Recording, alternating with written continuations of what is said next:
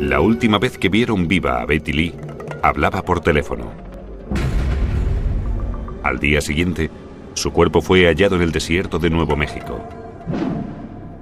Las pruebas forenses revelaron que había 2 sospechosos que abandonaron la escena y se alejaron por el desierto. Un teléfono móvil en el suelo desveló el porqué.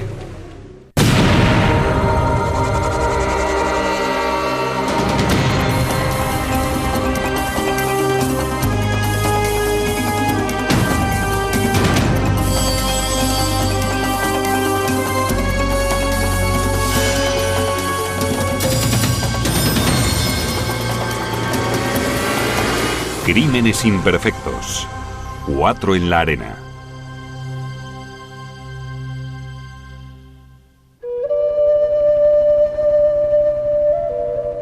Estos 40.000 kilómetros cuadrados de desierto elevado es la región conocida como las 4 esquinas, en la confluencia de los estados de Utah, Colorado, Arizona y Nuevo México. Aquí vive la mayor población de nativos americanos, incluidas las tribus Navajo, Hopi, Ute y Jicarilla apaches. Hay algunos crímenes violentos en esta zona, pero no muchos. Por eso, fue una sorpresa en junio de 2000, cuando un empleado de la compañía eléctrica vio sangre en un tramo remoto de la carretera. A poca distancia entre los matorrales, el cadáver de una mujer joven. Fue muy evidente cuando vi el cuerpo que había sido un homicidio y además uno muy brutal. En las matas cercanas hallaron un cuchillo y un mazo. La víctima fue identificada como la joven de 36 años, Betty Lee, de Shiprock, Nuevo México, a unos 48 kilómetros de distancia. Betty era indígena americana, una navajo, divorciada y con 5 hijos. Iba a la escuela porque quería ser enfermera. Mi tía Betty era una persona muy feliz. Lo amaba todo de la vida. Sus hijos eran la prioridad número 1. Y luego estaba la escuela, y por eso había vuelto a la escuela, para darles una vida mejor. 2 años antes, otro nativo americano, Donald Sosi, fue hallado apuñalado y golpeado hasta morir en el desierto a solo unos kilómetros. La policía temió que se tratara de un asesino en serie. Durante la autopsia de Betty Lee, el forense descubrió varias heridas de cuchillo en el pecho, así como un traumatismo en la cabeza causado por un golpe contundente. La muerte sería rápida, no necesariamente instantánea, pero sí rápida. Parecía que el mazo y el cuchillo hallados cerca del cuerpo eran las armas del crimen. No había señales de abuso sexual. Los exámenes toxicológicos revelaron cierta alcoholemia en la sangre, pero no demasiada. Había ingerido alcohol, pero no la cantidad necesaria para no poder defenderse o actuar. El alcohol era un hilo potencial. Inmediatamente se comprobaron los bares de la zona y determinaron que Betty Lee había pasado su última noche en un lugar llamado Turnaround. Estaba con sus 2 amigas, Tina y Gloria. Según testigos, 2 hombres estaban bebiendo con ellas. Uno se llamaba Johnny Miller y del otro tipo nunca hemos sabido el nombre de pila, pero se apellidaba Prettyboy. Al final, los 2 hombres preguntaron a 2 de las mujeres si querían continuar la fiesta en otra parte. Gloria y Tina decidieron salir del bar con Johnny Miller y Prettyboy e ir a una habitación de un motel. Betty, en ese momento, estaba claro que Betty Lee sobraba. Los testigos contaron que Betty rogó a sus amigas que no se fueran, porque la dejaban sin transporte a casa. Pero los 4 se marcharon igualmente en una camioneta roja. Dicen que Betty Lee persiguió la camioneta roja de Johnny Miller vociferando y suplicando que no la abandonaran en el bar. De allí, fue a pie hasta una tienda de 24 horas y llamó desde una cabina. Betty llamó al servicio de urgencias de Shiprock, donde pidió al telefonista que contactara con su hermano, que era un agente de policía de la Nación Navajo. Pero la llamada no fue transferida. Una testigo explicó que colgó el teléfono y lloró. Cuando la testigo volvió a mirar, Betty ya no estaba. Los investigadores querían saber qué había sucedido desde el momento en que hizo la llamada hasta que fue hallada sin vida en el desierto.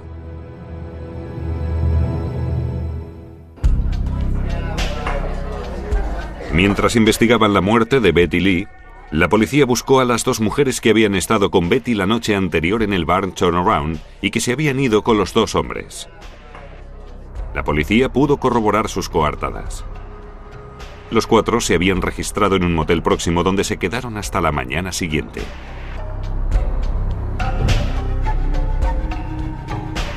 Los investigadores esperaban que las pruebas forenses en la escena del crimen apuntaran hacia la dirección correcta. He trabajado en algunos casos de homicidio anteriormente, pero hasta ahora este es el más terrible, el de mayor alcance que he visto. Después de espolvorear el mazo y el cuchillo, no se detectaron huellas dactilares en ninguno de los 2. Y esa opción quedó agotada. No lejos del cuerpo de Betty Lee, había unas marcas de neumáticos y algunas huellas de zapato. Ambos eran reveladores. Las huellas de zapato revelaron a los investigadores que había 2 asesinos. Uno llevaba botas talla 47. El otro llevaba zapatillas de baloncesto de la marca Converse talla 44. El tercer grupo de huellas pertenecía a las sandalias de la víctima. Las marcas de neumáticos próximas al cuerpo eran propias de un coche, no de una furgoneta. Sin embargo, había 3 neumáticos distintos. Era la primera vez que veía un vehículo con 3 dibujos distintos como aquellos. Puede pasar, pero yo no lo había visto. 3 dibujos de neumático distintos se alejaban de la escena del crimen hacia la carretera a poca distancia. Luego, salían en dirección al desierto. Quería averiguar a dónde conducían las marcas. ¿Por qué estaban allí? Porque a veces puede haber más de una escena del crimen también. Siempre existía la posibilidad de encontrar otra escena del crimen en el lugar. La policía decidió seguir las marcas sin tener idea de dónde irían a parar. El trayecto seguía y seguía, adentrándose cada vez más en el desierto. A veces veíamos que las marcas se cruzaban y teníamos que parar y pensar qué dirección seguir, porque se solapaban. Tampoco teníamos la certeza absoluta de que ese fuera el vehículo que estaba directamente relacionado con el homicidio. Solo seguíamos las marcas que salían de la escena del crimen. En ocasiones eran difíciles de descifrar. ¿A dónde llevaban aquellas marcas? ¿Por qué estaban allí? Durante 4 horas seguimos las marcas y cuando las perdíamos salíamos del coche y andábamos buscándolas para recuperar el trazo. Conducíamos un poco más hasta que las perdíamos de nuevo. Y así recorrieron kilómetro tras kilómetro. Y entonces, el trazo se detuvo. Cerca había huellas de varios vehículos distintos. Aparentemente, había habido alguna clase de reunión. Era obvio. La vegetación estaba arrancada y había surcos. La arena estaba marcada. Y entonces empecé a recoger varias huellas de zapato. Una era de una suela lisa, quizás una bota de vaquero. A unos 18 metros de distancia, encontraron otra prueba extraordinaria. Un teléfono móvil. He vivido aquí toda mi vida y eso es algo fuera de lo común, encontrarte un móvil en medio de la nada. Parecía que no llevaba mucho allí. Apenas tenía polvo. Tampoco salpicaduras de lluvia, a diferencia de las botellas y la basura que estaban cerca. ¿Era posible que el teléfono móvil fuera del asesino? Gracias a la compañía telefónica, la policía identificó que el propietario era un conductor de una grúa, Charlie Bergin. Recibí una llamada de la oficina del sheriff preguntándome por qué mi teléfono estaba cerca de aquel cadáver. Allí, en medio de la nada. Solo pensé, Dios mío, me van a arrestar por asesinato. Bergin insistió en no saber nada de ningún asesinato, pero dijo que podía explicar las 4 marcas de ruedas sobre la arena. Según Bergin, un coche se había quedado atascado en la arena la noche anterior. El propietario llamó a su padre, que acudió con una furgoneta. Y la furgoneta también quedó atrapada. Entonces llamaron a una grúa, y ésta se clavó. Finalmente el conductor de la grúa llamó a Charlie Bergin, y él los sacó a todos de allí. Llevo años en el oficio, 17 años. La gente hace verdaderas estupideces. Las personas tienen comportamientos extraños. No me interesa lo que hagan. Solo voy y lo saco del sitio. Yo hice mi trabajo. Los investigadores a duras penas le creyeron. ¿Pero qué hacía el teléfono de Bergin tirado en la arena? Mientras los ayudaba, me sonó el teléfono. La cobertura aquí no es muy buena. No oía una palabra de lo que me decían. Era mi mujer, que estaba un poco pesada. Me puse muy nervioso y tiré el teléfono al suelo. Los investigadores se enfrentaban a un dilema. O Charlie Bergin había contado una de las mentiras más grandes que habían escuchado jamás, o se había topado cara a cara con los asesinos de Betty Lee.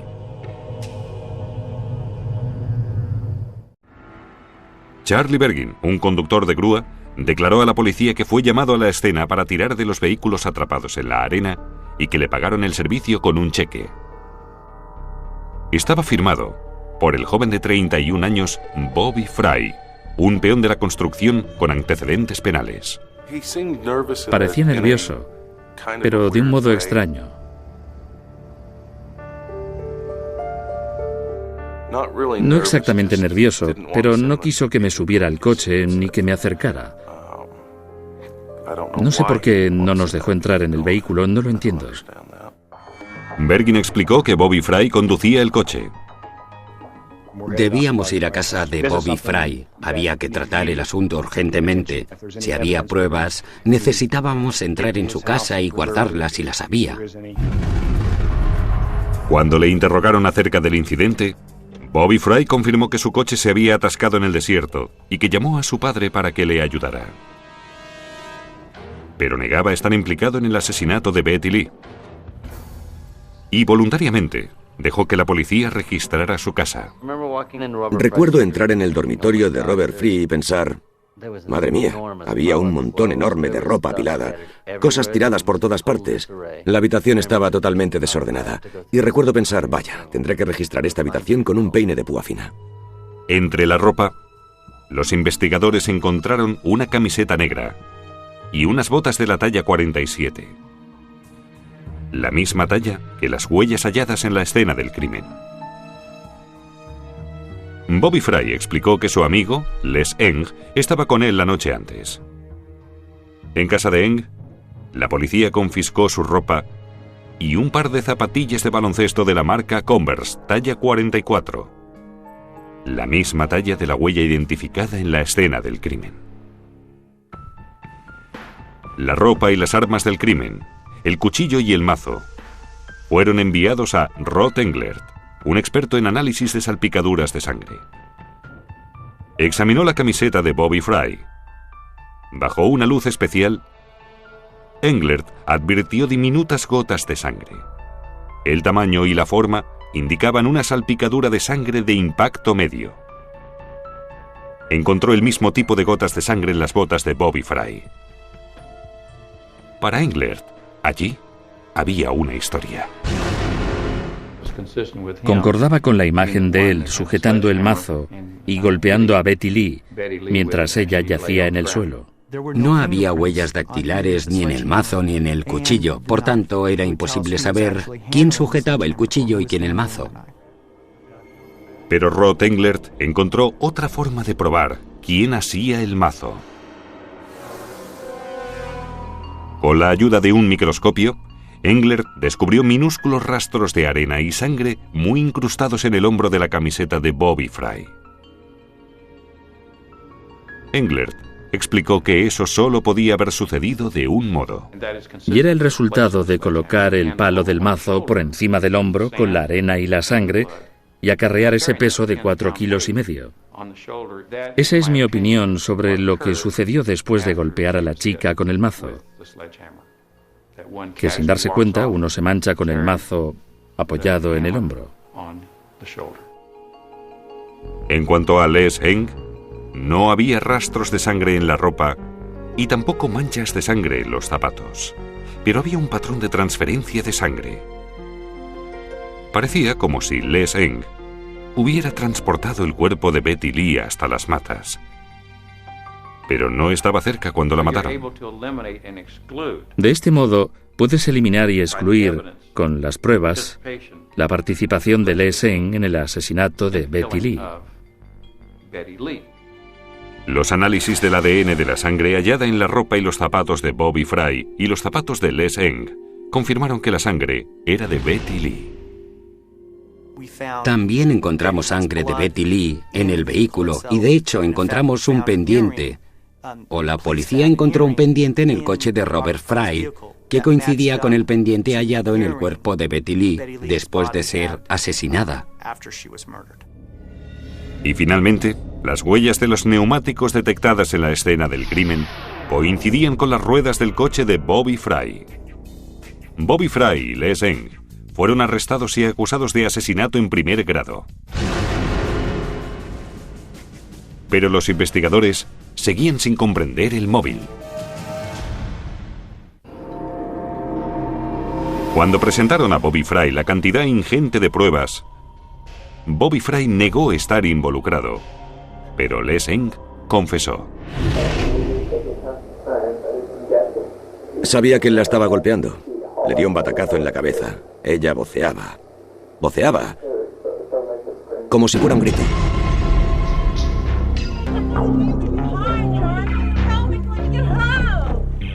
La noche de su muerte, Betty Lee no pudo regresar a casa porque sus amigas se habían ido del bar con 2 hombres.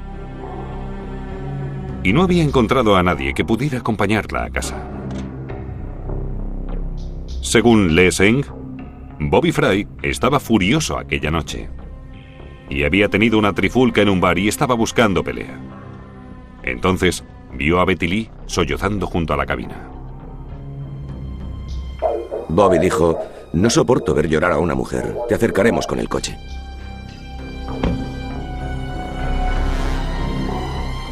Durante el camino, Fry paró el coche, sacó a Betty de él e intentó violarla.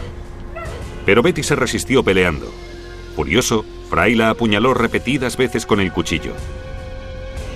Luego, cogió el mazo del coche y la hirió hasta matarla.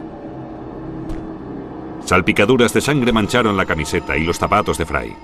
La arena y la sangre en el hombro de la camiseta de Fry demostraban que había arrojado el martillo después del asesinato.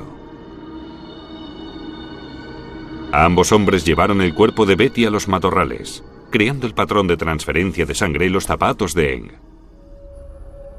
Los hombres dejaron las armas del crimen abandonadas en la escena, junto con las huellas de los neumáticos y de los zapatos. La rodada conducía hasta el desierto, donde planearon ir a dar una vuelta. Pero tuvieron problemas. En un error garrafal, el coche de Fry quedó atrapado.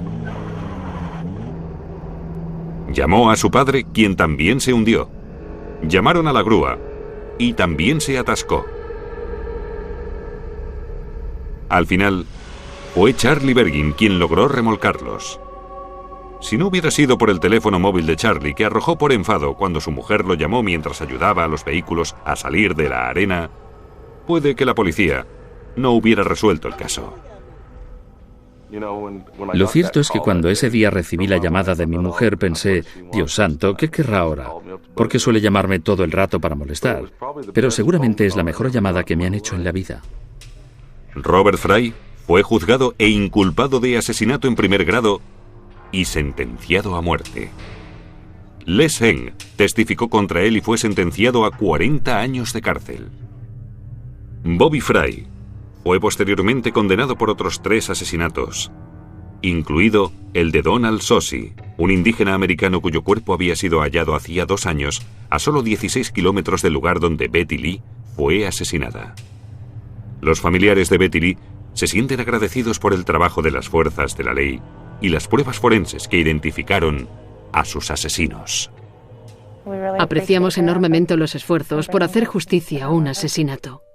Betty Lee no merecía morir, y nadie merece morir en circunstancias tan horribles y espantosas. Es una de las situaciones peores que puedes imaginarte para los últimos momentos de vida de una mujer. Es horrible. Un monumento conmemorativo se erige donde fue asesinada Betty Lee. Un recordatorio no solo de una vida perdida sin sentido, también de la investigación que puso a sus asesinos entre rejas. Las pruebas en el lugar de los hechos, así como las que recuperamos durante el seguimiento, marcaron la diferencia en este caso. Las pruebas físicas son siempre el factor más importante durante un proceso judicial si se dispone de ellas. Las pruebas físicas no mienten. Las pruebas forenses fueron de gran ayuda, sin excepción, desde la interpretación de las salpicaduras de sangre, el ADN, las pruebas de las suelas, las marcas de neumáticos. De gran ayuda, las pruebas forenses resolvieron este caso.